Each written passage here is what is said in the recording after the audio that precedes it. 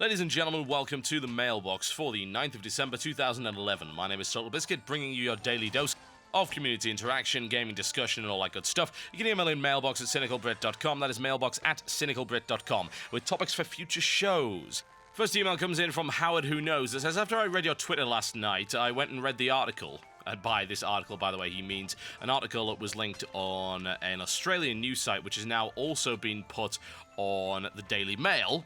This does not mean that it's credible in any way, I might add. And it goes on to say, and the Red Cross and their extreme stance on video games going as far as to say that 600 million gamers could be committing war crimes. This subject actually led to a bit of a debate between me and my wife. She was of the opinion that the Red Cross is totally correct into researching international humanitarian law and the connection to video games. I believe that researching into crimes against humanity for killing imaginary people is a huge waste of time and money. This subject annoys me mostly now because the parties who are ignorant about video games in general will now have another arrow to unleash saying video games make you a war criminal. The Red Cross said so. I would love to hear your enlightened opinion about this subject and maybe help me and my wife end our debate. You could divorce her. That would be a good start. Sorry, I just can't envision myself ever being with a person that actually thought that way because it's 7 shades of crazy.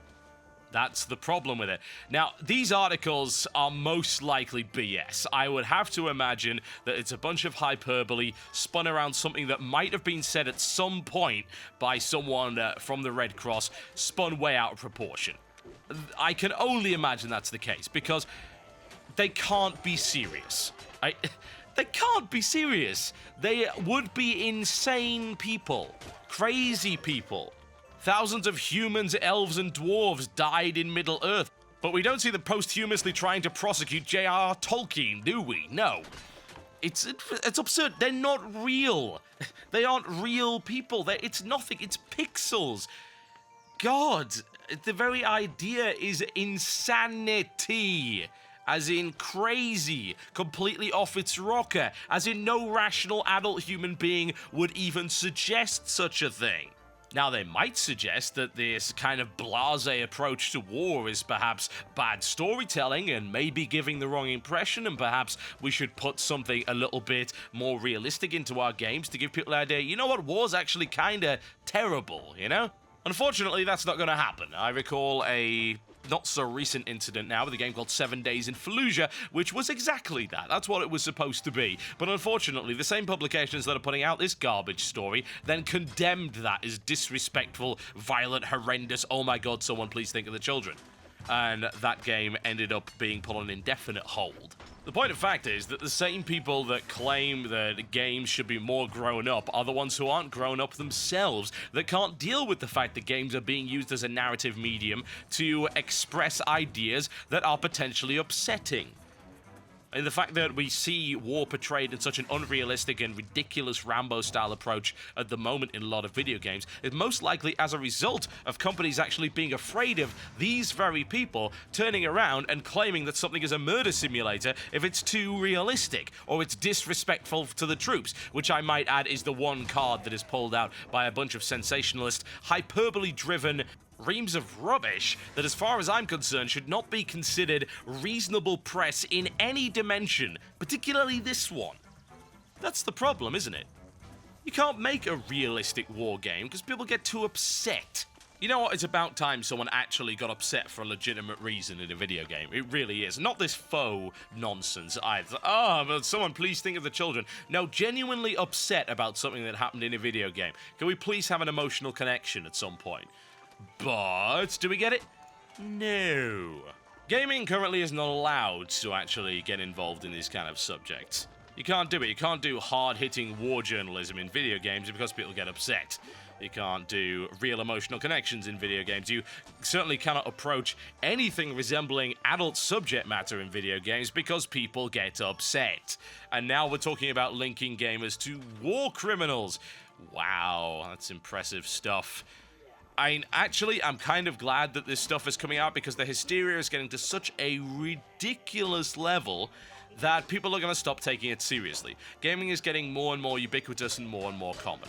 More and more people are getting involved in it, and less people are concerned about the possibility for it making people violent because it simply doesn't happen. There is no medical evidence, there is no scientific evidence to prove that this is the case, so it's coming to the point where people really don't get upset and crazy about this stuff anymore. The people that do are getting older and older. They are the much older generation that are basically either going to die out or be in homes where nobody cares about them anymore.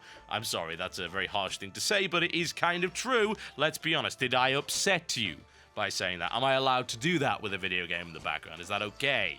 I don't know. I'll have to consult my Geneva Convention as to whether or not I'm breaking any international humanitarian laws. Whatever the case, I don't believe that this article is actually true. I don't believe that that's what the Red Cross has actually done by the sounds of it. If they have, they are crazy, and they should strongly consider clarifying that statement. Because let's be honest, gamers are very cause-driven people, as we've seen, and they are very good for raising money for charitable causes.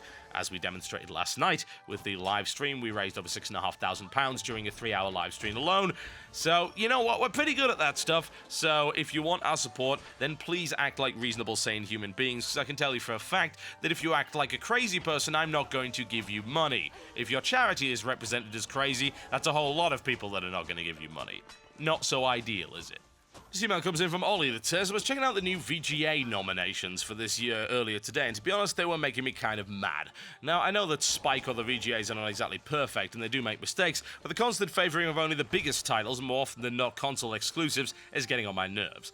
For example, Rage was nominated for the best graphics. Note graphics, not aesthetics or visual style, but Crysis 2 and Battlefield 3 were not. Somehow, VGAs feel just nothing more than an advertisement for the nominated games, and of course, upcoming ones as well. My question is this: do you think that games need an Academy Awards, Oscar-style event with international recognition, or would it be better off without one? Also, how do you see the future of such events when it comes to games, and what might be the effect that VGA and its future variants might have on the industry?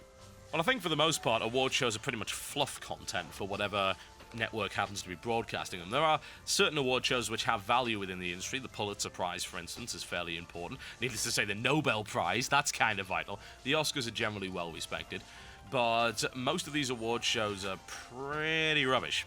It depends. They usually gear a show towards the demographic that they're going for. And this is actually the same problem that we've got here. The VGAs are pretty much like the MTV Awards. You remember how everyone went crazy that Twilight was given the best film on MTV, and then they forget to realize who the demographic of MTV actually is, i.e. 13-year-old American girls. Well, of course they gave Twilight the best movie, because that's the kind of stuff that 13-year-old American girls have a tendency to watch. And the VGAs are kind of products of that demographic. They're aimed at gaming teenagers, usually male, usually console gamers, and they are styled as such. That's why you can't really take any of these award ceremonies seriously. They're pretty much all terrible. And what exactly are we going to do to change that? Well, we would need to target an older demographic, and we would need an award ceremony that actually makes sense, that is voted for not by us, because let's be honest, we're all dumb. Every last one of us is dumb. Let's not even listen to us. Let's listen to people that know what they're talking about. We're talking about respected journalists, respected games developers, and luminaries of the industry. You get those kind of people involved in an award show, and then I might listen. You get people like Kieran Gillen, the ex-PC gamer writer, as well as the journalist for Rock Paper Shotgun, who is now, of course, a very famous comic book artist. We could talk about people, of course, like Jeff Gerstmann, get him involved in it. Hell, throw Yahtzee Croshaw in there if you want a little bit of comedy. Why not? Then talk about some developers, some famous developers that might actually... Hell, get Shigeru Miyamoto in there. Of course, there might be a little bit of bias there, but that's why you have a panel. Just get a bunch of people that are really, really well respected and know what they're talking about to actually look at the field and break down the categories in a way that makes sense. And best graphics, what does that even mean? You point that out. What is best graphics? That is one of the silliest, most generalized and broad stroke terms I've ever heard. Graphics is a general term that seems to encompass everything. What does it even mean? Are we talking about technical achievement? Because Rage has a really nice aesthetic to it, and it has some technical achievements, like, say, the mega texture, that's good for consoles, certainly, but it's got a lot of other problems there. What about its animation quality? We're going to talk about that because it has some really good animation quality, but it's got some texture issues in a lot of different places, as well as technical pop-in and all sorts of issues in that regard. Then we look at Battlefield 3 and we could say, oh, well, this is technically brilliant. Look at the quality of the Sky Dome, things like that, and the way that the explosions actually work. The particle effect is second to none. But then look at how lighting is dealt with in that engine and how vastly overblown it is. Then look at something like Trine 2, for instance, which doesn't have all that crazy stuff, but looks absolutely beautiful. In fact, there's a bunch of games that look absolutely beautiful because they use a very particular graphic style. It's a stupid category. It's dumb. Have one that is best aesthetic, certainly, or best original world. Have something that makes sense. Right now, the categories for VGA are absolute garbage. Let's have a look at them, shall we? Game of the Year, Studio of the Year, Best 360 Game, Best Wii Game, Best Handheld Game, Best Shooter, Best RPG, Best Multiplayer, Best Independent Game. I'm looking down all of these. It's like, where is something that is useful here? Best Original Score. Okay, I can get behind that. And Best Song in a Game. I can get behind that. That is good. These are meaningful categories. But best this, best that. Talk about something that means something. Best Aesthetic, Best Original World, Best Original Character, Best Original IP. Where's that? Where's Best Original IP? Is there an award for that? No, there's not. I'm looking through the categories right now. There is no such thing. A Technical Achievement Award, for instance. Is there one for that? No, there's nothing of the sort. Best Engine, Best Innovation in terms of graphical style, Best New Game Mechanic, for something that is useful. But again, it doesn't matter because the Spike VGAs are not aimed at us. We don't care about these because we know they're fluff pieces. We could not give a damn. That's fine. But unfortunately, that does mean that we eventually need a video game ceremony that is good. The thing is that games have gotten to the point now where, as a market force, they have to be respected. There's too much money not to pay attention to games, and yet when it comes to gaming journalism in general and the associated parts of it, which include, I might add, award ceremonies, we are incredibly immature. We have serious issues in terms of presenting our content in a way that doesn't make everyone believe that it's marketed towards 13-year-old boys. In the same way that the MTV Awards are a problem, we are a problem.